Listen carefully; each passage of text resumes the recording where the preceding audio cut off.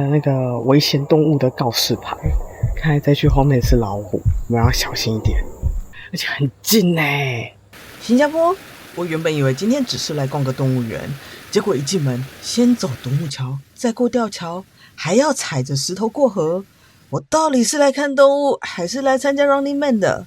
而这里就是新加坡最新开幕的雨林探险型动物园 Rainforest Wild Asia。Hello， 各位观众朋友们，大家好，我是在澳洲很闲的亚汉，感谢你今天点开我的频道。这次我来开发了一个新的景点，这个动物园呢算是才刚开张不久 ，Rainforest Adventure 雨林探险区。然后呢，据说它里面可以看动物，集合动物园，然后加上探险园区。那究竟里面是长什么样子？让我们来开始今天的冒险吧 ，Let's go！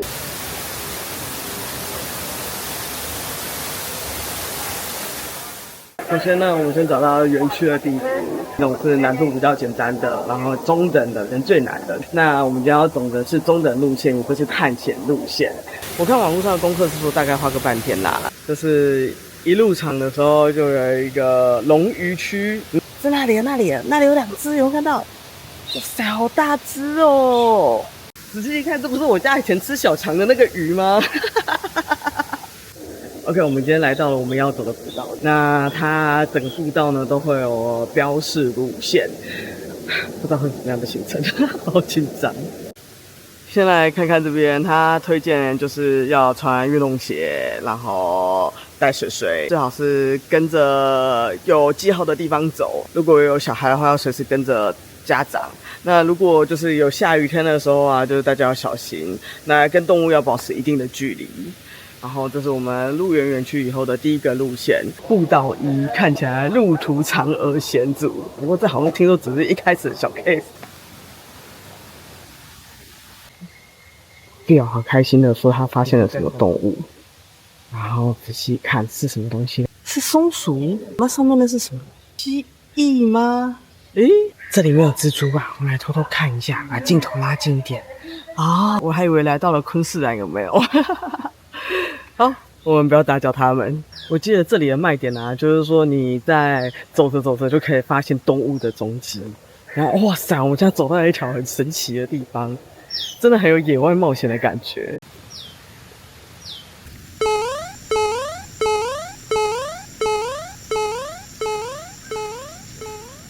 前面发现了一个区，感觉上有什么小动物在这里，有声音哎，结果是人家的工作区。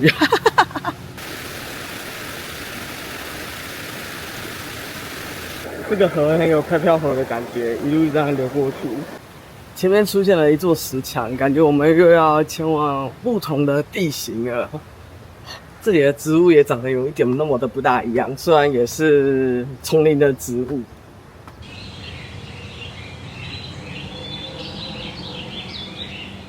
进来入口之后啊，我们现在抵达的是第一个冒险园区。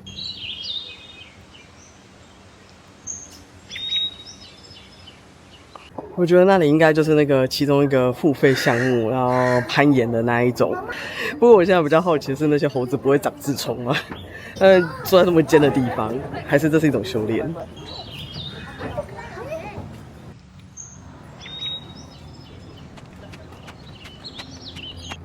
结束了攀岩区，然后现在要前往下一个区域。我刚刚问了一下工作人员哦，他是说，如果今天你买的门票里面还有 token 的话呢，是不用额外再付费；但如果你今天买的门票呢是没有 token 的话呢，那就是要额外在门口那边买，就是可付费可以攀岩啊或者 adventure 的门票这样。我现在发现啊，这个园区啊，对单身的人非常的友善呢。因为啊，它每隔没多久，然后每一个景点啊，都会有一个让你自拍的地方，架相机的地方。它的用法啊，就是只要把手机架在这里，然后设定好定时跑过去，就可以自己拍照了，多方便啊！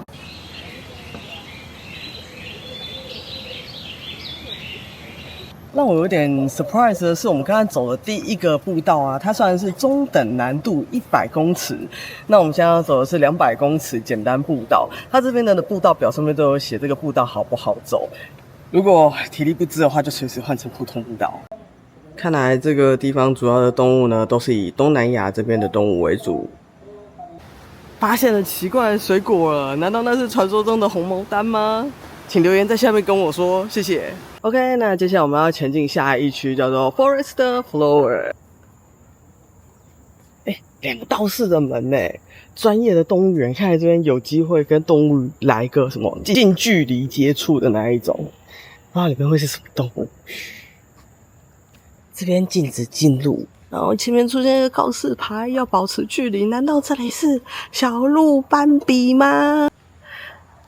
这一区可以看到的动物是这一些哈迪尔。OK， 我刚才看成了哈斗的小一点。首先发现了第一只在这个隧道里。Oh my god！ 这2位大哥啊，你们在干嘛？我本来想拍乌龟，结果他们今天刚好也在拍片。那个母龟的表情看起来不是特别开心，而且一脸想走的样子。我们还是不要打搅人家。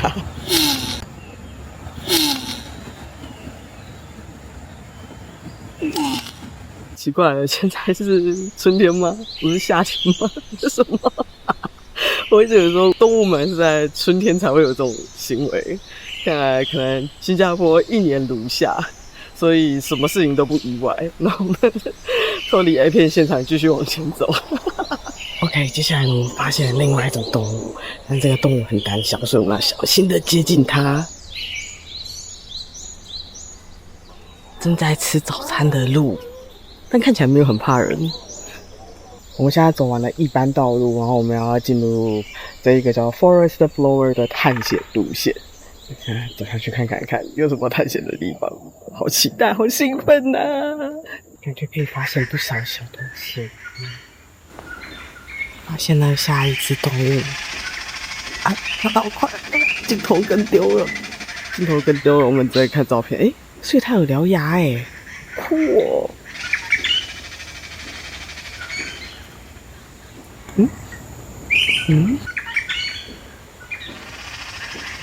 这个就是刚才告示牌上面有獠牙的那个生物吗？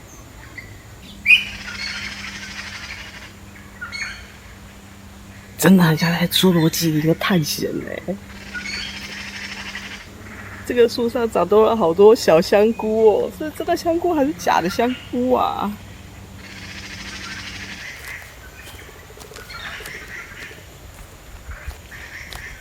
我发现这个步道啊，然后有很多都是用就有点像是澳洲凯恩斯的那个窗帘树一样，然后这样子连接在一起，然后就变成一棵很大很大的树，然后形成这边的雨林系统。那是树葡萄吗？很像啊，不知道是不是？这是树葡萄吗？如果有农夫看到的话，跟我讲一下，还蛮好奇的。这一整条道路啊，看起来都很像在山里面散步，有没有？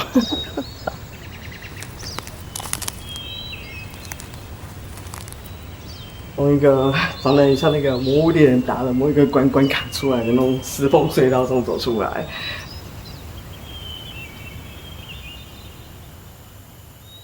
那个危险动物的告示牌，看来这区后面是老虎，我们要小心一点。老虎区了，但就我对猫科动物的认识，它在前面走来走去，看起来一脸焦虑的样子，是怎么了呢？这只老虎，而且很近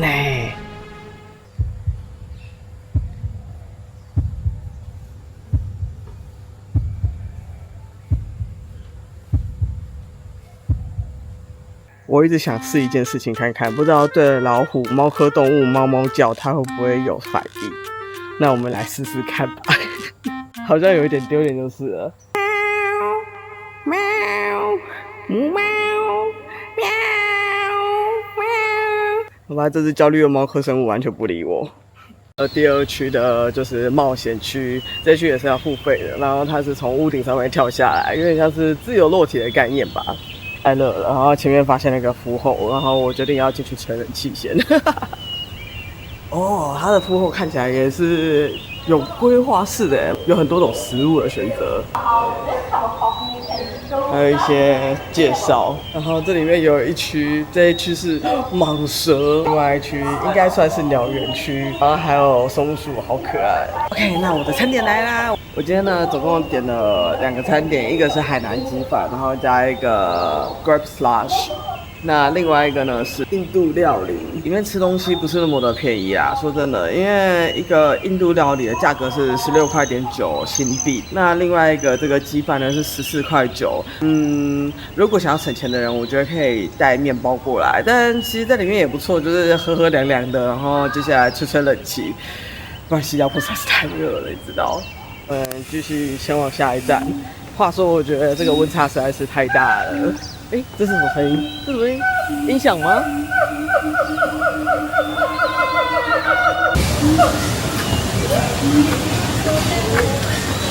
哦，是长臂猿。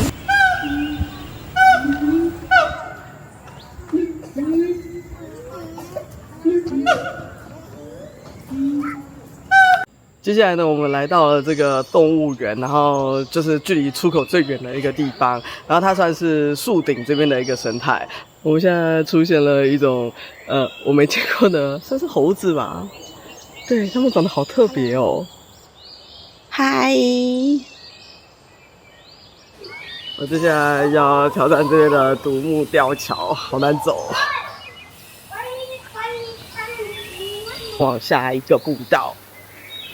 这个步道旁边呢，有他们叫山贝尔，我们台湾叫闷贝尔，反正总之是一种长得很像台湾黑熊的熊熊这样。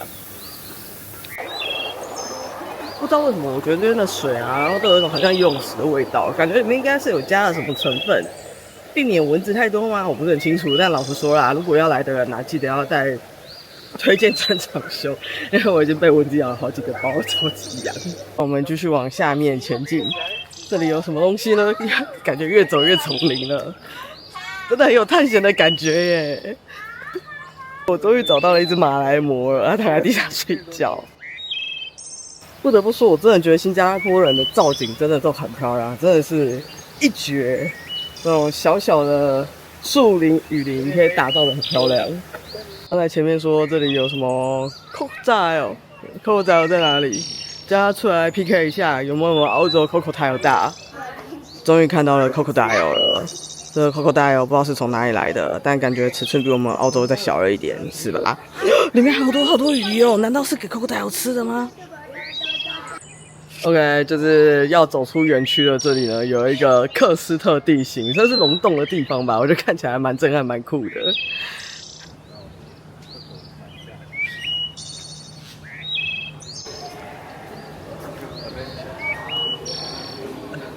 我现在觉得这个洞啊，应该是我这几天来最舒服、最凉快的一个地方了。其他地方好热哦，我已经快被冷化了。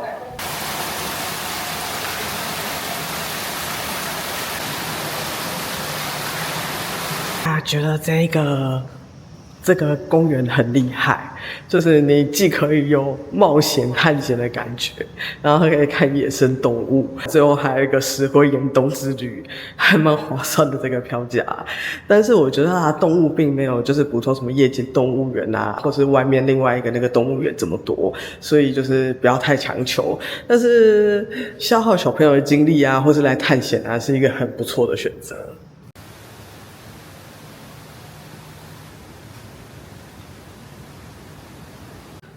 刚才把相机都收起来以后呢，我以为我已经走完了这个园区，殊不知呢，看到地图的时候，突然间有一点shock到，因为我们只走完了西边，然后还有一个东边，来看看地图就知道了。OK， 首先呢，这是这个公园园区的整个地图，这边是我们刚才走完的这一大区，然后还有一个，这是哪里？东边。Easter Zone， 然后呢，中间必须要用走路或者 cycle pass， 大概800公尺，花个20分钟左右。我们现在要前往东边，如果要从西边去东区的话呢，那我们要先走到中间那边，然后有一个搭巴士的地方，然后只要在那边等 N1 或者 N2， 搭一站，下一站呢就可以到另外一区了。A few moments later， 我们现在到了另外一区，然后就跟着指标前进，就是雨林探索区的东区。然后它第一区来到的是非洲区，这里跟刚才的步道呢有一点的类似，然后也是有很多的这种奇形怪状的小步道。在这么热的天气，我现在有点羡慕海獭，你知道吗？他们可以玩水玩到开心了，太热死了。就打这样。现在来到了第2区河马区，河马在哪里呢？诶，是那个东西吗？咦？有那么小吗？但看起来又很像。